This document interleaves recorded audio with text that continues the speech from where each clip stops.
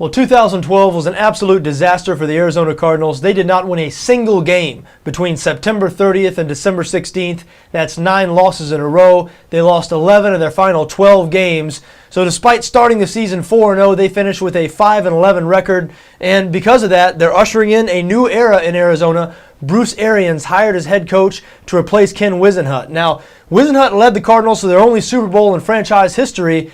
But ever since Kurt Warner left, the magic left in Arizona. They could not find a quarterback this season. Kevin Kolb started the year and led them to that 4-0 start, even though his stats were not impressive in those 4 games.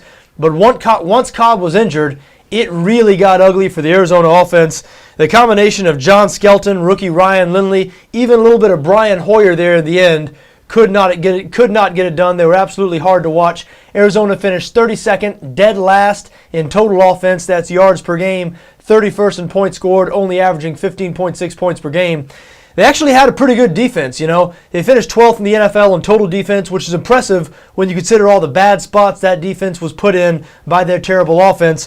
The Cardinals were especially good in the secondary, finishing 5th in pass defense. They have an up-and-coming star in Patrick Peterson.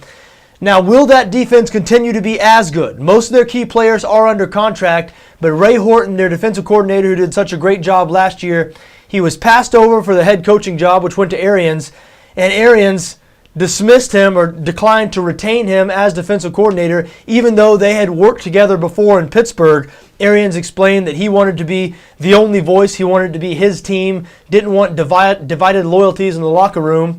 That's certainly understandable. We'll see how the defensive players react to that. Todd Bowles, who's a veteran defensive coach around the league, he's been hired to replace Ray Horton. Now, Bruce Arians, his main task is going to be improving that offense. We mentioned the worst offense in the league this year, and obviously the number one thing he's going to look to do is find a quarterback, because with a weapon like Larry Fitzgerald, who is certainly a top 5 wide receiver, even though after this past season it's tough to call any part of the Arizona offense elite, but I don't think there are 5 wide receivers in the NFL who I would take over Larry Fitzgerald. So when you have a weapon like that, it's tough to have the worst offense in the NFL. Chris Wells, their running back, Beanie Wells, he has some talent as well. He's been injury prone throughout his career, but when he's on the field, he's shown he can produce. Will any of the Cardinals' current quarterbacks be on the roster next season?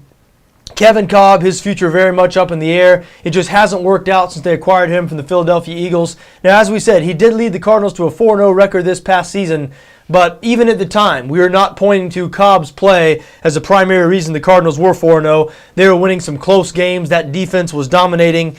I doubt Kolb has much of a future in Arizona. Same can be said for John Skelton. Ryan Lindley, even though he was a rookie this past season, could Arians have seen much that he liked out of Lindley? Lindley really struggled this season, but it was a lot to ask a guy out of San Diego State. You know, you thrust him into a bad offense. You asked him to perform.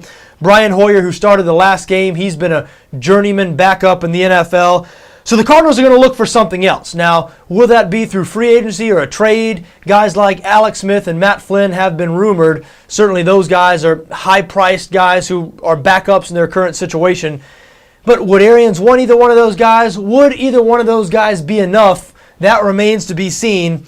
The Cardinals picked 7th in this year's draft. Now, there's going to be the opportunity to draft a couple of quarterbacks at number 7. We don't know if there'll be any quarterbacks drafted in the top 5 this year. Would guys like Geno Smith, Matt Barkley, maybe even a guy like Ryan Nassib from Syracuse, Mike Glennon from NC State, does Arians do the Cardinals decision makers? Do they think any one of those guys are worth the 7th pick of the draft? We shall see, but one thing I guarantee you, we will not see the same quarterback. I don't believe we'll see any of Arizona's 4 quarterbacks this year starting there week 1 next year. So a lot of changes coming for Arizona. We've already seen, obviously, a lot of changes with a whole new coaching staff.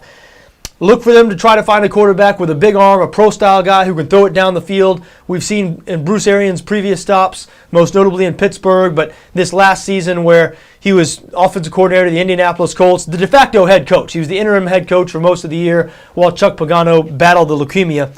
But we've seen that Bruce Arians likes to throw the ball downfield. He likes big arms, strong quarterbacks who can throw from the pocket. So look for them to look for one of those guys to build the future around. A guy like Kurt Warner. You know, Kurt Warner would be perfect in a Bruce Arians offense, and Kurt Warner's retirement proved to be Ken Whisenhunt's downfall. we'll see if Arians' search for Warner will be his downfall or be what makes him a successful coach in Arizona.